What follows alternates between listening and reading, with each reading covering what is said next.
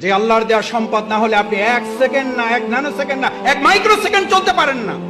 যিনি বলেন আমার আগামী মাস কিভাবে চলবে, আর আপনার 1 সেকেন্ড কিভাবে চলবে আপনি বুঝেন না? যে কার্বন ডাই অক্সাইডটা ছেড়েছেন আর যে অক্সিজেনটা গ্রহণ করবেন, এটা যদি এখন অনুমোদন না হয়, কত টাকা বিল পরিশোধ করেছেন এই অক্সিজেনের জন্য?